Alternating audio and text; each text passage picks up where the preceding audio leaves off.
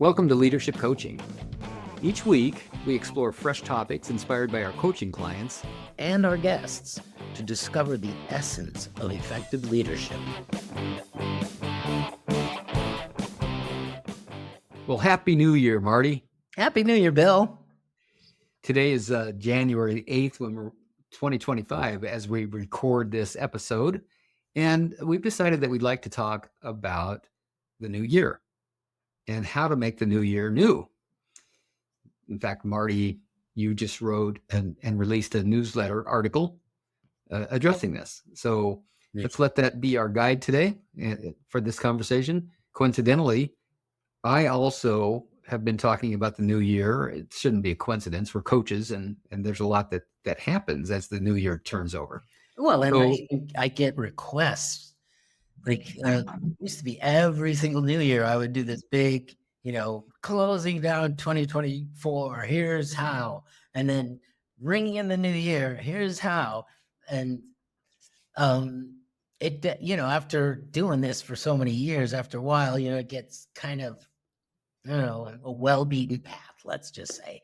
And it might be 2-3 years now since I did make a big deal. And guess what? Now all my clients are like, why don't you give us something to guide us through the completion of the last and the creation of the new year?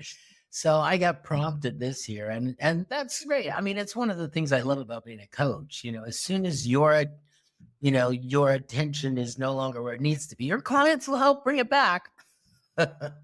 Yeah, they'll let us know what they need for sure. Exactly. You're reminiscing on what you used to do in the past. Reminds me that even before I became a coach, or before I knew that what I was doing was coaching, I was in the mortgage origination business. I was a loan officer. And one of the strategies and methods that I used to try to attract real estate agents who would refer me their buyers so that I could loan their buyers money was that I would help them to wrap up the year and plan for the next year, mostly plan for the next year. And so it would be creating 2010, creating 2011. And what was unique about that was that I would invite real estate agents from all over the city. 500,000 people live in our city. I believe that at that time there was probably 3,000 real estate agents in the city that were active. I'd send out invitations and I'd get 20 people to show up for this workshop.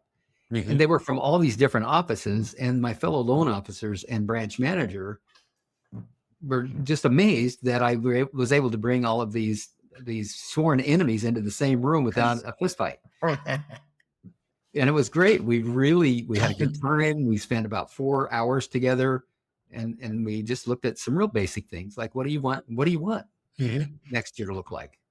Right. Well, I had one request. This might be something we talk about.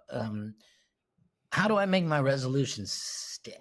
Like I do. That one client was, really wants to start afresh, our topic here. And he said, I got some resolutions, but how do I make sure they stick? Can you give me a framework, a structure for making them in a way that they're sustainable? So I gave him 5 steps to follow. And do you know what those 5 steps are? I do. Yeah. Let's hear about it. So step number 1 is just to write down the things in your head, what you're thinking right off the top of your head, like, whatever it is. Well, I want to be nicer, and I want to run more, and I want to make twice as much money. Okay, just write all that stuff down that you've got on your mind already. Whether, just don't think about it, just write it down. And then set that aside. Now, there's some value in there, but let's get at it from a better angle. Secondly, take a moment to really ground yourself and go inside. All right, this might take a moment, like getting into a meditation. You're not just there right there. It might take a moment, but get yourself quiet inside and envision yourself living the life that you want to in the new year, right? Knowing who you are, your purpose, your values, and the things that are most important to you. And then once you're there, come out and write down the habits of behavior that are going to help you maintain that you and the vision that you just had. Then set those aside, right? There's value in those, but hang on. Third step, observe that there are 3 different categories of New Year's resolutions. There are New Year's resolutions that are great ideas. And secondly, there are New Year's resolutions that are things that you're all for, right? And then there are, thirdly, New Year's resolutions that you embody. You are that resolution, like frugality. I'm going to embody frugality. I am frugality, right? I'm not just for it, like I'm for the Patriots or I'm for recycling. I embody frugality. I'm going to be frugality. So then, fourthly, you want to take all the things from those other 2 buckets and put them into one of these 3 categories. Where do they fall? Are they just good ideas? Are they things that you're all for? You might do certain things in alignment with them. Or are they things that you just are? You're going to embody them. You're going to be the living embodiment of them. Put everything into the correct category. Then you want to sort out things from that third category, right? The things that you plan to embody. Sort out the things that are not SMART, as in specific, measurable, achievable, realistic, and time-based, right? Some people might not have heard that before. Would you slow that piece down? SMART Right. is an acronym for. So we often talk about SMART goals in coaching, right? And those are goals that are specific. They're not vague or general. They're specific. They're measurable. Like you will know that you've accomplished them when something quantitatively different has been accomplished, right? They're achievable, so they're not pie in the sky. There's something you can actually accomplish. They're realistic, so it doesn't break the bank or your body to achieve them, and they're time-based, right? So you can put them in time. You can actually accomplish them in time. So sort out the things that can't be made into SMART goals and that you have in that third bucket, and also things that come from a negative feeling. Take everything out that you put on that list that comes from lack or being wrong or being guilty or being regretful or guilty, right? Take all those out. And also, if you looked at an item on this list in the third bucket and it makes you overwhelmed, like, whoa, I don't know how I'm going to do that, it's probably not realistic. And so you want to see if you can break it down maybe into micro steps that are doable. And finally, double check that any of the remaining resolutions in that third category that you're going to embody, that they serve your purpose in life, right? And then set up tracking and accountability around what remains of the handful of resolutions, and go out and embody them, and forget all of the other ones for now, right? It's a refined list now of resolutions. So that's the process I recommend. Wow. I expected here it is, boom, boom, boom, boom, and boom. And you gave me a lot of detail about each one of these steps in the process. Obviously, you've talked about this before. This isn't something you're generating in the moment. Right. Nor is it, I'm guessing, something that you generated just in the conversation with the client that you gave these 5 steps to.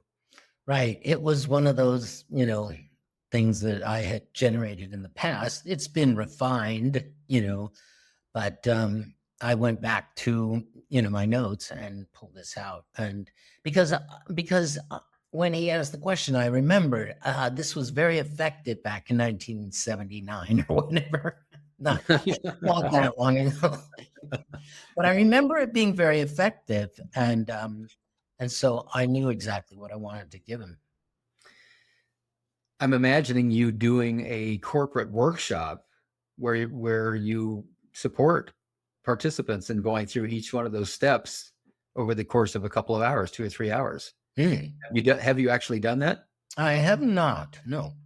Would you entertain doing that for a company or corporation that would bring you out to do that? Absolutely. Yeah. Yeah. Hmm. Hmm. I can see that you would be absolutely in your element helping folks to wrap their minds around. For example, when you brought up, I think it was in the fourth or maybe the fifth step where you said, make sure that it matches your purpose, this resolution. Hmm. Hmm. And so purpose can be a whole segment right there. I would imagine that could take 30 minutes to an hour easily in a workshop. Oh gosh, yes. And that purpose, by the way, it doesn't. I spoke about it here because I'm addressing a general audience. I mentioned it's your life, your purpose in life. But that Mhm. purpose, could be if you're making resolutions for our team at work in the human resources department, or for our um, C-suite, in the management of the company. There's a purpose there, of profitability, that's measurable, or of uh, acquiring another company or something. You could use it in with regard to a more specific purpose rather than your life's purpose. It just is occurring to me right now. I have something else I want to bring in, but before I do, I just want to acknowledge that this is the first episode that we've recorded since this year's move to Mexico. Mm-hmm. You're recording from Mexico, and I'm back home here in Liberty Lake, Washington. And I wonder, when did you very first go to Mexico? How many years have you been doing this? Uh, well, this is my third year in Mexico, but it's my 15th year spending the winter someplace closer to the equator than Colorado. Now, it may or may not have been inspired by a New Year's resolution that you made the decision to spend the winter south of Colorado. Can you tell that story? Because I'm guessing that somewhere in there was an idea, an inspiration, a drive, a desire, and a preference, Mhm. but it was followed by action and planning. Would you mind telling that story? Uh, well, it began, as I say, in 2010. I had just been experiencing winter after winter where I was really brutally uncomfortable in the cold. It was like other people were just like, oh, yeah, it's kind of fresh out, isn't it? And I was shaking in my bones. I'd gone to the doctor, and the doctor said that my thyroid wasn't working well. Right. And so I had just started a routine of taking a little synthetic thyroid every day. But, my body hadn't really changed yet. And so we were just starting I was just starting to really live on the internet. I was like, I could take my business anywhere now. And then I started looking into it. I also wanted to learn Spanish. That was another goal that fed into, right? Help. It aligned with the purpose of being warm. Go someplace warm where they speak Spanish. You'll, you know, fight the cold and get to learn the language you're committed to learning. And so I did some research, and I found some very good language schools, immersion schools in Costa Rica. And I'd heard that Costa Rica was a beautiful place. And so I signed up and went down there and spent the first time I went down, I was there from November through June. It was a nice, long, Wow. warm winter and spring. And That's how I got into this pattern. Once you got the idea, you had a problem to solve and you had an opportunity to take advantage of. Mm-hmm. Uh, Maybe that's not the best way to say it, but the problem to solve was that you couldn't tolerate the cold in Colorado. Mm-hmm. But then you generated a new problem from a vision, which inspired you to want it even more. Mm-hmm. And it sounds like it was the combination of uh, spending the winter in a warm place and spending the winter in an environment where people were speaking the language that you wanted to learn. Mm-hmm. That came from a vision, an inspiration, a motivation, and now you had some problems to solve to be able to bring this about. I'm guessing that you already had a domicile in Colorado that you needed to figure out what to do with while you were gone. I know that that's something you have to go through every year as you do this. Mm-hmm. Mm-hmm. Yep. You must have had to figure out money to be able to, and there must have been just all kinds of things that you needed to do to plan. Schedule the And travel, right? Exactly. Yeah. yeah. And for 15 years, you've been doing that. So I'm so glad that I asked you to tell that story because it points directly back to what I wanted to bring up. Oh, good. I didn't know that it was going to, and That's I'm just delighted that it did. So let's look at the word resolution. I don't know if you've ever really thought about this. I'm just now thinking about it in this way right now today. Mhm. And it occurs to me that the word resolution at its core is probably the word resolve. Would you You agree? can go more to the core. Solve. Solve. That's where I went. So resolutions, resolved, solve. Now let's if we go the other way, unsolved. Mhm. And what is it that gets that's unsolved? Problems, dilemmas. So in your story, you had problems, dilemmas, and a vision that created more problems and dilemmas that you had to solve. They were unsolved until you solved them. Once they got solved because you had resolve, and I take that to mean I've not only just solved this problem, I have embraced the solution. I'm resolved. Mm-hmm. Mm-hmm. And to me, that really points to that third category that you were talking about as you talked about your 5-step process. Mm-hmm. Being embodying the solution, embodying the transformation or the change. Right. I agree with you. There's a lot of things I'm for. And there's a lot you said you did that every time you said that. I'm for it. Well, for it. Yes. There's a lot of things that I agree with, but there's very few things that are going to be life changing for me. Yeah. Right. And, like those things I'm for, like my client asked me, give me an example of that. And the example that I used, I recognize that I'm for organic food. Uh-huh. And I'm a member of the Organic Food Society, right? And I shop whenever I can. I buy organic food. I grow some organic food. I know that's not my whole diet, but right. So these are ways in which I'm for it. Mm-hmm. But I'm it's not 100%. I'm not, Mm-hmm. I don't embody, like, I couldn't say that you can count on that I will not eat anything but organic food, and I will not let you eat anything but organic food. That you couldn't say.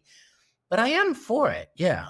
And so similarly, like if you make a resolution and it's something like, well, that's not really so important, if I miss 2 or 3 times, that's not going to, well, then you're not embodying it. You are for it, but you're not embodying it. Mm-hmm. Mm-hmm. Now, one of the other things that we touched on before we hit record, once we got all the technical stuff figured out, was the importance of completion. Yes. Having a clean slate, an empty vessel, a container to put something new in. Really important. Very crucially important. Yes. Mm-hmm. What else did you want to say about that? Well, it's just inspired a lot of conversations. And very likely because it's this time of the year that 2024 has ended. We're now well into 2025. We're a week into it. We're into week 2 of 2025. Mm-hmm. And when there are resolutions, when there our ideas about, I want 2025 to look like this. Like I had a group this morning and the women in that group were talking about what they wanted, who they wanted to be in 2025. Uh-huh. As coach, I'm your dedicated partner, listening actively, fearlessly pointing out the blind spots preventing you from becoming your most effective and powerful self.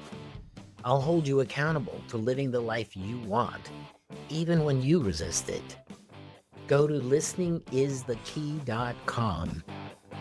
Now, back to the show.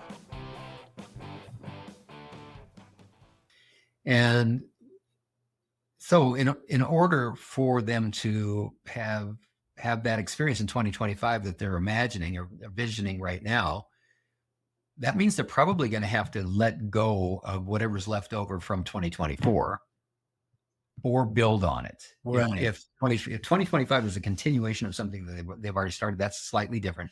But if it's something new that they now want to bring into their lives and who they want to be in their lives, that means they kind of have to let go of who they've been to make room for who they want to be. Even if it's a continuation, like if it's going to be new in any way, then there's something about it to complete. Like, yes, I'm going to continue to go and exercise 3 days a week, but there's something I need to renew about it. Okay, then there's something to complete about the way you've been doing it in order to renew that. I'm not exactly sure how this is related, but I have a sense that it is. So in that very same session, it's a 90-minute session that I had this morning, and I'm committed to being present and really listening. And my clients recognize that I am good at that. I recognize. I am really here. You are. However, not 100% of the time. So this morning, my phone was flashing off to the left. My Apple Watch was buzzing on my wrist. Not just once. It was buzz, buzz, buzz, like 10 times in a row. Oh, gosh. And I'm really now bearing down and trying to listen and be present. One thing about presence is trying kind of breaks that up a little bit. It's really hard to be present when you're trying so hard. And, or when it takes effort to be present. So as soon as one person finished speaking, I apologized for not being fully present. I acknowledge that you may have noticed that I wasn't fully present and listening as you have come to expect me to be able to do. And it's because my phone has been buzzing. Do you mind if I take a break here? Give me 30 seconds just to see what's going on. Usually that doesn't happen unless there's some sort of a problem. I look at my phone, and sure enough, my granddaughter, who lives in Los Angeles, California, has just been evacuated for the fires. Oh. And high winds. And so I looked at it and I saw that everything was okay. She's on her way out of LA. She's evacuating. She's going to go see her mom, my daughter, in Boise. But that's what that was all about. Now that I knew what was going on and everything was in order and there was nothing needed from me, I was able to bring my attention fully back and be present again. Yeah. That is a form of completion. I was incomplete in my listening and presence. And by listening to those parts of me that were saying, what's going on over there? Let's check it out. They were going to be persistent. They were not going to let me just stay in the meeting when something was drawing my attention that might have been needed my attention more. Right. Well, I think that your analogy around capacity is completely appropriate here too. You had no capacity to be present in that meeting. Your capacity was all taken up by this buzzing phone, right? And so then by attending to that, you emptied your bucket. You had capacity to carry the meeting again. That's it. That's perfectly said. So let's use another example. Let's just say you or I or a client makes a decision to move from one employer to another. That's going to require, in order for that to be done from a place of power, what that will require would be completion of the old job. I remember Brooke Castillo talking about this. She is someone who, like me, really loved Byron Katie.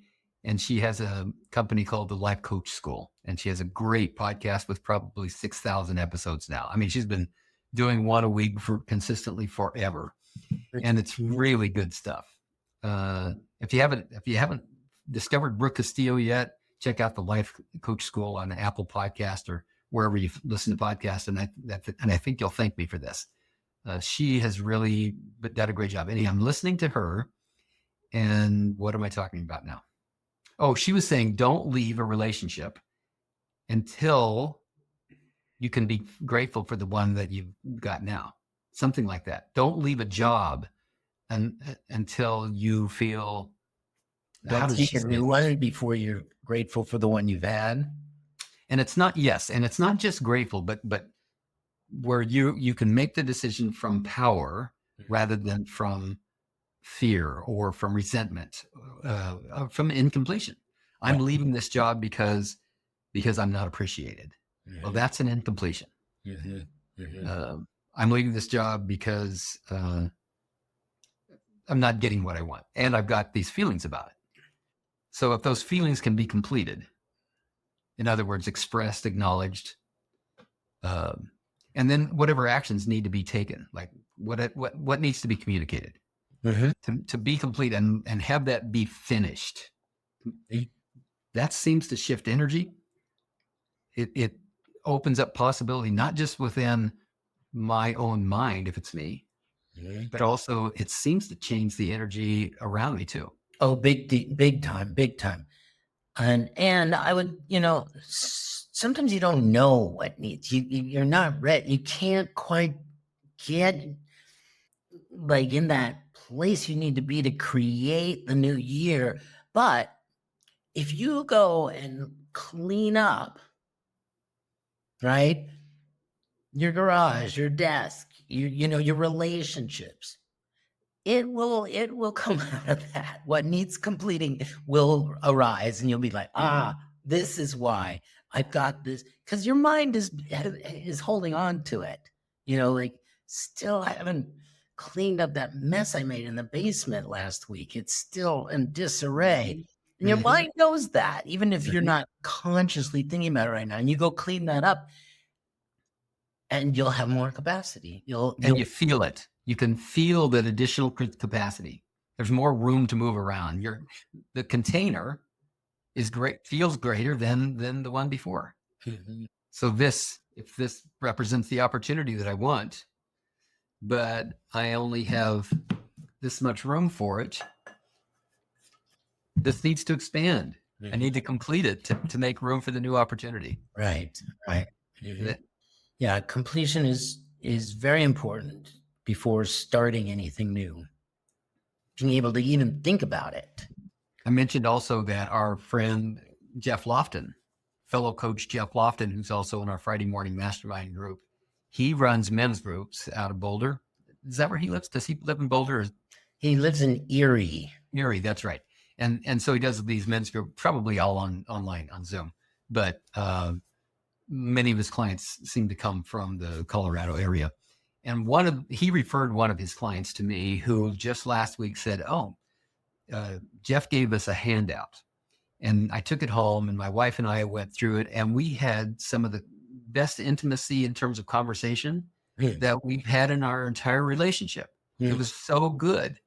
And so I thought, and we have enough time here, I think, for me to mention a couple of the questions from that letter. And I've got Jeff's permission to share it. So I've been handing it out to my clients, and they've really enjoyed it as well. And we looked at one of these questions this morning in my women's group. So let me pull that up. This is from a document he's calling Complete and Remember 2024. Of course, this could be used regardless of what year you're listening or watching this podcast. So I've lost you. I'm looking for you on my screen now. Hold on. There we are.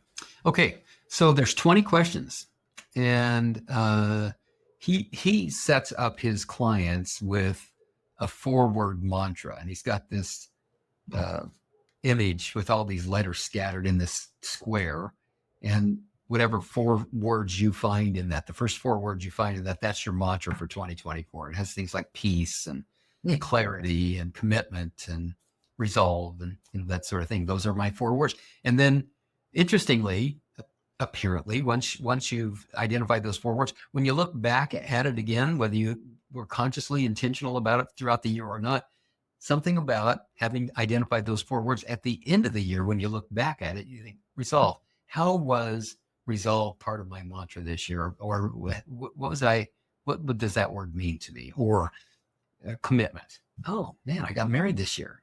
In fact, that's true for this particular client that I'm talking about. Well, That's good. also in before the end of, like, when you sort of find yourself stuck or wrestling with something, you say, well, what would resolve do? You know, what if I were to think in terms of those key words for the year, what would they bring to this situation I don't know what to do about right now? And I personally, as a coach, would want to be more intentional about which words I choose rather than wherever my eyes went. I would want to actually Create. think of, okay, what would be my words for the year? And I know my daughter, who's 45 years old. She always has a word for the year. She always tells me what it is, and it's really important to her. She told me, and I'm sorry that I don't remember what it is, but it's always an inspired or motivated word that she comes up with. I want to say that it's clarity, something like that. So the first question he has is, what was your 4-word mantra for 2024 for the previous year? Of course, if you didn't set that's not a relevant question right now. But what was it for you? If you did have a word of the year, what was that word? And then the next question is, what makes 2024 unforgettable in a positive way? So we talked about that question this morning, and I had my participants in my group journal for a couple of minutes about it.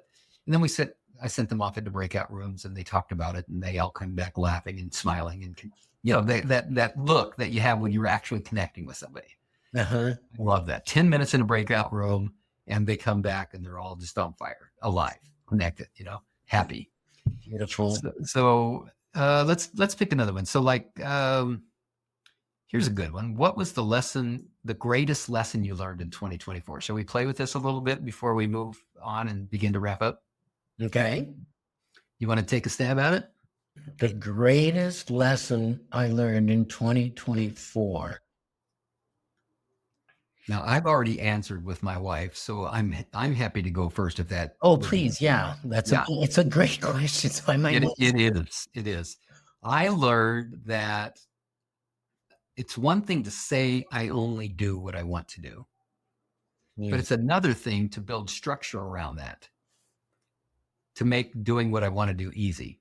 So the lesson I learned was build structure around my commitments so that I can keep them. And an example this year for me was honor my time. So I don't work with clients that I'm not a good fit with. I don't work outside of Tuesday, Wednesday, Thursday, actually doing coaching sessions. Those are a couple of examples of that. I see. Okay. Good. Well, this came toward the end of the year, but the strongest thing that's presenting itself to me right now is I recognized that I had an ongoing complaint about the world of marketing. Like, I was taking no responsibility for my attitude and my actions around marketing. I was just blaming marketing. It's bad. Mm-hmm. And I was here. It's a pretty huge realization, because it gave me the opportunity to do something about it instead of just, throwing it all in a complaint bucket. Yeah, that's great. How about one more? Let's see. It's not fair. I'm the one that gets to choose here, but there is one other point I want to make after this before we close about making the new year new. Go ahead. Well, I think I'd rather go there.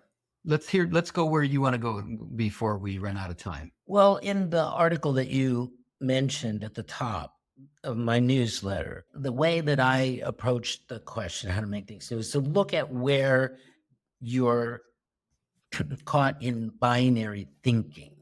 Like, well, if I don't do marketing the way it's supposed, everybody talks about it, then I have no business. Well, no, that's binary. Or, there are a lot of things like, um, well, another example that I give in that article is the easiest solution is the best solution. Right? So if it's not easy, that can't be the best solution, or vice versa. If it's hard, this must not be the right solution. Well, that's another example. Like sometimes the best solution is complicated. Life can be complex. There are times when Occam's razor does apply, and the best is the easiest, but not always, especially with human beings. They're complex. So, if you can see where you're caught on the horns of a dilemma like this, then you can see, oh, that's why I don't get anything new. Every year I come around and say, well, if I'm going to lose weight, then I'm going to have to work hard at it. And I don't want to work hard. So here I'm again the next year saying the same thing. And it just goes back and forth. It's like a ping pong game you play with yourself throughout your life. So recognizing where you're caught in binary thinking is very important, because then you can go to work on bridging the binary thoughts. Like, okay, well, what would it look like to lose weight and not have it be hard? Right? Get creative about how you could integrate those two opposites or synchronize contradictions. Congress is experiencing some of this right now as they come into their new session. Okay, this side wants that, this side wants that. How can we synchronize and both get what they want at the same time? So look for that center place where you can have it all, right? And be committed to, not hanging yourself out to dry on these dilemmas, but finding the middle way.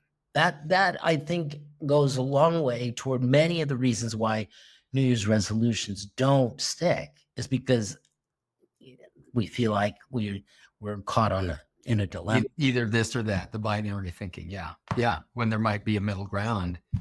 I liked the way that you said earlier during your 5-step process. Now set that aside. That is so useful. Temporarily suspend your concern about this just for the next few minutes. Set it over here. You could have it back in a minute. But for now, if you didn't have that concern, then what? Then what might be possible? If it wasn't that black and white, if another one of your examples, I'm looking at your newsletter right now. I know it's bad, but I can't stop.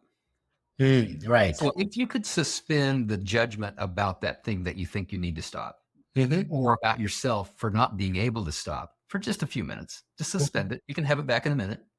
Now, what if it's not about being bad? And what if it's not even about stopping? Right. Exactly. Now, what can we look at? What is possible? Exactly. It just releases it from the stuckness. And by the way, most people, when they offer that what they suspended back again, they don't want it. Right. But there is something like, that you can always bring it back, and having gone through this rigor, you might see a different way to articulate what you want in the new year, such that it's not bad, or it doesn't present the same issues that block your moving forward with it. Bad and I have to stop don't weigh as much anymore when they take it back sometimes too, for example. Right, exactly. I mean, and I'm talking about how about me too? Me too. I mean, this is how I know and so impassioned. I am so passionate about personal transformation, is because I run myself through every maze that I have my clients run themselves through. Every single one of them. That's one of the great things about coaching. You have to. If you don't, you can't coach. Right. Yeah. Well, I need to wrap up. I got a group starting here very shortly, and I'm looking forward to that and need a little bio break in between. So, Marty, once again, really enjoyed the conversation. Same here. Thank you very much. We'll see you next week. Thank you for listening to Leadership Coaching, where we help you learn to lead with confidence and compassion. If you enjoyed listening, please share it. Don't miss a single episode. To subscribe and to get show notes, visit leadershipcoachingpodcast.com.